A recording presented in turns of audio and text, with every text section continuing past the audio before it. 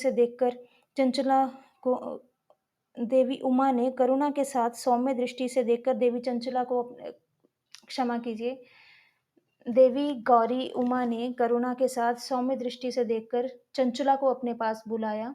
गौरी उमा ने उन्हें प्रेम पूर्वक अपनी सखी बना लिया। चंचला सुख पूर्वक भगवान शिव के धाम में उमा देवी की सखी के रूप में निवास करने लगी। जय हो भगवान। इनका शिव महापुराण दूसरा अध्याय देवराज ब्राह्मण की कथा। बहुत पहले की बात है कि रातों के नगर में देवराज नामक एक ब्राह्मण रहता था। वह ज्ञान में दुर्बल, गरीब, रस बेचने वाला तथा वैदिक धर्म से विमुख था। वह स्नान संध्या नहीं करता था तथा उसमें वैश्यवृत्ति बढ़ती जा रही थी। वह भक्तों को ठगता था। उसने अनेक मनुष्यों को मारकर सबका धन हड़प लिया था। उस पापी ने थोड़ा सा भी धन धर्म कर्म के काम में नहीं लगाया था। वह वैश्यागामी तथा आचार भ्रष्ट था। एक दिन वह घूमता हुआ देवयोग से प्रतिष्ठा नगर पहुंचा। वहां उसने एक शिवालय देखा। प्रस्थान नग, प्रस- प्रतिष्ठानपुर पहुंचा क्षमा कीजिए प्रतिष्ठानपुर पहुंचा। वहां उसने एक शिवालय देखा जहां बहुत से साधु महात्मा एकत्र हुए थे। देवराज वहीं ठहर गया। वहां रात में उसे ज्वर आ गया और उसे बड़ी पीड़ा होने लगी। वहीं पर एक ब्राह्मण देवता शिव पुराण की कथा सुना रहे थे। ज्वर में पड़ा देवराज भी ब्राह्मण के मुख से शिव कथा को निरंतर सुनता रहता था। एक मास बाद देवराज ज्वर से पीड़ित अवस्था में चल बसा। यमराज के दूत उसे बांधकर यमपुरी ले गए। तभी वहां शिवलोक से भगवान शिव के पार्षद गण आ गए।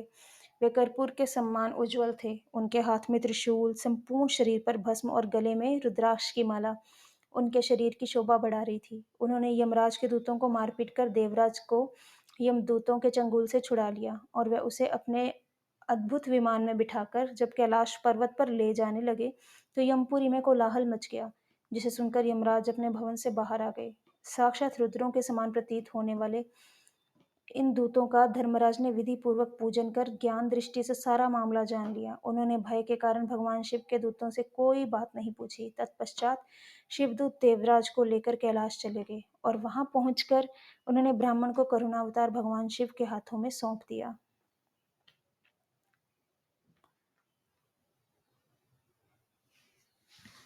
शौनक जी ने कहा, महाभाग सूत जी, आप सर्वज्ञ हैं। आपकी कृपा प्रसाद से मैं कृतार्थ हुआ। इस इतिहास को सुनकर मेरा मन बड़ा आनंदित हो गया है। अतः भगवान शिव में प्रेम बढ़ाने वाली दूसरी कथा भी कहिए। तीसरा अध्याय बिंदुक ब्राह्मण की कथा। श्री सूत जी बोले, शौनक सुनो, मैं तुम्हारे सामने एक अन्य गोपनीय कथा का वर्णन करूंगा, क्योंकि तुम शिव भक्तों में अग्रगण्य एवं वेद वेत्ताओं में श्रेष्ठ हो। समुद्र के निकटवर्ती प्रदेश में वाशकल नामक एक गांव है, जहां वैदिक धर्म से विमुख महापापी मनुष्य रहते हैं।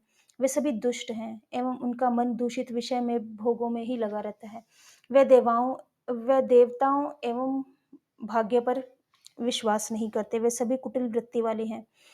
किसानी कहते हैं कि किसानी कर किस क्षमा कीजिए किसानी करते हैं और विभिन्न प्रकार के अस्त्र शस्त्र रखते हैं। वे व्यभिचारी हैं। वे इस बात से पूर्णतः अनजान हैं कि ज्ञान, वैराग्य तथा सद्धर्म ही मनुष्य के लिए परम पुरुषार्थ है। वे सभी पशु बुद्धि हैं। अन्य समुदाय के लोग भी उन्हीं की तरह ही बुरे विचार रखने वाले हैं। धर्म से विमुख हैं। वे नित्य कुकर्म में लगे रहते हैं एवं सदा विषय भोगों में डूबे रहते हैं। वहां की स्त्रियां भी बुरे स्वभाव की, स्वेच्छाचारिणी, पाप में डूबी, कुटिल सोच वाली और व्यभिचारिणी हैं। वे सभी सद्व्यवहार तथा सदाचार से सर्वथा शून्य हैं। वहां सिर्फ दुष्टों का निवास है। वाशकल नामक गांव में बिंदुक नाम का एक ब्राह्मण रहता था। वह अधर्मी, दुरात्मा एवं महापापी था। उसकी स्त्री बहुत सुंदर थी। उसका नाम चंचला था। वह सदा उत्तम धर्म का पालन करती थी, परंतु बिंदुक वैश्यागामी था। इस तरह कुकर्म करते हुए बहुत समय व्यतीत हो गया। उसकी स्त्री काम से पीड़ित होने पर भी स्वधर्म नाश के भय से कलेश सहकर भी काफी समय तक धर्म भ्रष्ट नहीं हुई, परंतु आगे चलकर वह भी अपने दुराचारी पति के आचरण से प्रभावित होकर दुराचारिणी और अपने धर्म से विमुख हो गई। इस तरह दुराचार में डूबे हुए उन पति पत्नी का बहुत समय व्यर्थ बीत गया। वेश्यागामी, दूषित बुद्धि वाला वह दुष्ट ब्राह्मण बिंदुक समय अनुसार मृत्यु को प्राप्त हो नरक में चला गया। बहुत दिनों तक नरक के दुखों को भोगकर वह मूढ़ बुद्धि पापी विंध्य पर्वत पर भयंकर पिशाच बन गया। उधर इस दुराचारी बिंदुक के मर जाने पर वह चंचला नामक स्त्री बहुत समय तक पुत्रों के साथ अपने घर में रहती रही। पति की मृत्यु के बाद वह भी अपने धर्म से गिरकर पुरुषों के संग करने लगी थी। सतियां विपत्ति में भी अपने धर्म का पालन करना नहीं छोड़ती। यह तो तप है। तप कठिन तो होता है, लेकिन उसका फल मीठा होता है। विषयी इस सत्य को नहीं जानता, इसलिए वह विषयों के विषफल का स्वाद लेते हुए भोग करता है। क्षमा कीजिए, स्वाद लेते हुए भोग करता है। एक दिन दैवयोग से किसी पुण्य पर्व के आने पर वह अपने भाई बंधुओं के साथ गोकर्ण क्षेत्र में गई। उसने तीर्थ के जल में स्नान किया एवं बंधु जनों के साथ यत्र तत्र घूमने लगी। घूमते घूमते वह देव मंदिर में गई। वहां उसने एक ब्राह्मण के मुख से भगवान शिव की परम पवित्र मंगलकारी कथा सुनी। कथावाचक ब्राह्मण कह रहे थे कि जो स्त्रियां व्यभिचार करती हैं वह मरने के बाद यमलोक जाती हैं। तब यमराज उन्हें तरह तरह की यंत्रणा देते हैं। वह उनके कामांगों को तप्त लोह दंडों से दागते हैं। तप्त लोह के पुरुष से उसका संसर्ग कराते हैं। ये सारे दंड इतनी वेदना देने वाले होते हैं कि जीव पुकार पुकार कर कहता है कि अब ऐसा नहीं करेगा। लेकिन यमदूत उसे छोड़ते नहीं। कर्मों का फल तो सभी को भोगना पड़ता है। देव, ऋषि, मनुष्य सभी इससे बंधे हुए हैं। ब्राह्मण के मुख से यह वैराग्य बढ़ाने वाली कथा सुनकर चंचला भय से व्याकुल हो गई। कथा समाप्त होने पर सभी लोग वहां से चले गए। तब कथा बाँचने वाले ब्राह्मण देवता से चंचला ने कहा, हे ब्राह्मण, धर्म को ना जानने के कारण मेरे द्वारा बहुत बड़ा दुराचार हुआ है। स्वामी, मेरे ऊपर कृपा कर मेरा उद्धार कीजिए। आपके प्रवचन को सुनकर मुझे इस संसार से वैराग्य हो गया है।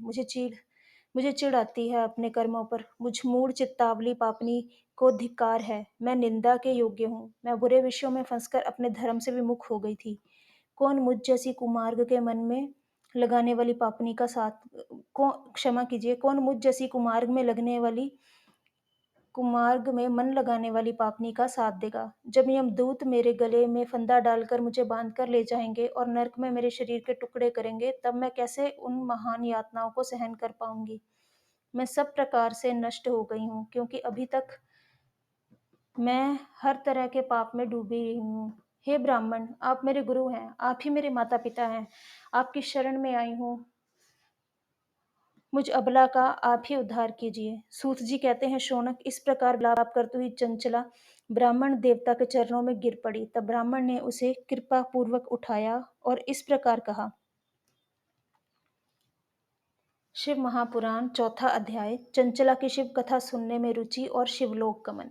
ब्राह्मण बोले, नारी, तुम सौभाग्यशाली हो, जो भगवान शंकर की कृपा से तुमने वैराग्यपूर्ण शिव पुराण की कथा सुनकर समय से अपनी गलती का एहसास कर लिया है। तुम डरो मत और भगवान शिव की शरण में जाओ। उनकी परम कृपा से तुम्हारे सभी पाप नष्ट हो जाएंगे। मैं तुम्हें भगवान शिव की कथा सहित वह मार्ग बताऊंगा जिसके द्वारा तुम्हें सुख देने वाली उत्तम गति प्राप्त होगी। शिव कथा सुनने से तुम्हारी बुद्धि शुद्ध हो गई है और तुम्हें पश्चाताप हुआ है तथा मन में वैराग्य उत्पन्न हुआ है। पश्चाताप ही पाप करने वाली पापियों के लिए सबसे बड़ा प्रायश्चित है। पश्चाताप ही पाप का शोधक है। इससे पापों की शुद्धि होती है। सत्य पुरुषों के अनुसार पापों की शुद्धि के लिए प्रायश्चित पश्चाताप से ही संपन्न होता है। जो मनुष्य अपने कुकर्म के लिए पश्चाताप नहीं करता वह उत्तम गति नहीं प्राप्त करता, परंतु जिसे अपने कुकृत्य पर हार्दिक पश्चाताप होता है वह अवश्य उत्तम गति का भागीदार होता है, इसमें कोई शक नहीं है। शिव पुराण की कथा सुनने से चित्त की शुद्धि एवं मन निर्मल हो जाता है। शुद्ध चित्त में ही भगवान शिव पार्वती का निवास होता है। वह शुद्धात्मा पुरुष सदाशिव को के पद को प्राप्त करता है। इस कथा का श्रवण सभी मनुष्यों के लिए कल्याणकारी है, अतः इसकी आराधना एवं सेवा करनी चाहिए। यह कथा भवबंधन रूपी रोग का नाश करने वाली है। भगवान शिव की कथा सुनकर हृदय में उसका मनन करना चाहिए। इससे चित्त की शुद्धि होती है। चित्त शुद्धि होने से ज्ञान और वैराग्य के साथ महेश्वर की भक्ति निश्चय ही प्रकट होती है। उनके अनुग्रह से दिव्य मुक्ति प्राप्त होती है। जो मनुष्य माया के प्रति आसक्त है वह इस संसार से मुक्त नहीं हो पाता। हे ब्राह्मण पत्नी, तुम अन्य विषयों से अपने मन को हटाकर भगवान शिव की इस परम पावन कथा को सुनो। इससे तुम्हारे चित्त की शुद्धि होगी और तुम्हें मोक्ष की प्राप्ति होगी। जो मनुष्य निर्मल हृदय से भगवान शिव के चरणों का चिंतन करता है उसकी एक ही जन्म में मृत्यु हो जाती है। सूत जी कहते हैं, शौनक, यह कहकर वे ब्राह्मण चुप हो गए। उनका हृदय करुणा से भर गया। वे ध्यान में मग्न हो गए, भगवान का ध्यान करने लगे। ब्राह्मण का उक्त उपदेश सुनकर चंचला के नेत्रों में आनंद के आंसू छलक आए। वह हर्ष भरे हृदय से ब्राह्मण देवता के चरणों में गिर गई और हाथ जोड़कर बोली, मैं कृतार्थ होगी, हे ब्राह्मण। शिव भक्तों में श्रेष्ठ स्वामिन, आप धन्य हैं। आप परमार्थदर्शी हैं और सदा परोपकार में लगे रहते हैं। साधु, मैं नरक के समुद्र में गिर रही हूँ, कृपया मेरा उद्धार कीजिए। जिस पौराणिक एवं अमृत के समान सुंदर शिव पुराण की कथा की बात आपने की है, उसे सुनकर ही मेरे मन में वैराग्य उत्पन्न हुआ है। उस अमृतमयी शिव पुराण कथा को सुनने के लिए मेरे मन में बड़ी श्रद्धा हो रही है। कृपया आप उसे मुझे सुनाएं। स्तुत जी कहते हैं, शिव पुराण की कथा सुनने की इच्छा मन में लिए चंचला उन ब्राह्मण देवता की सेवा में वहीं रहने लगी। उस गोकर्ण नामक महाक्षेत्र में उन ब्राह्मण देवता के मुख से चंचला शिव पुराण की भक्ति, ज्ञान और वैराग्य बढ़ाने वाली और मुक्ति देने वाली परम उत्तम कथा सुनकर कृतार्थ हुई। उनका चित्त शुद्ध हो गया। वे अपने हृदय में शिव के सगुण रूप का चिंतन करने लगी। उस सदैव वह सदैव शिव के सच्चिदानंदमय स्वरूप का स्मरण करती थी। तत्पश्चात अपना समय पूर्ण होने पर चंचला ने बिना किसी कष्ट के अपना शरीर त्याग दिया। उसे लेने के लिए एक दिव्य विमान वहां पहुंचा। वह विमान शोभा साधनों से सजा था एवं शिव गणों से सुशोभित था। चंचला विमान से शिवपुरी पहुंची। उसके सारे पाप धुल गए। वह दिव्यांगना हो गई। वह गौरांगी देवी मस्तक पर अर्धचंद्र का मुकुट व अन्य दिव्य आभूषण पहने शिवपुरी पहुंची। वहां उसने सनातन देवता त्रिनेत्रधारी महादेव शिव को देखा। सभी देवता उनकी सेवा में भक्ति भाव से उपस्थित थे। उनकी अंग कांति करोड़ों सूर्यों के समान प्रकाशित हो रही थी। 5 मुख और हर मुख में 3-3 नेत्र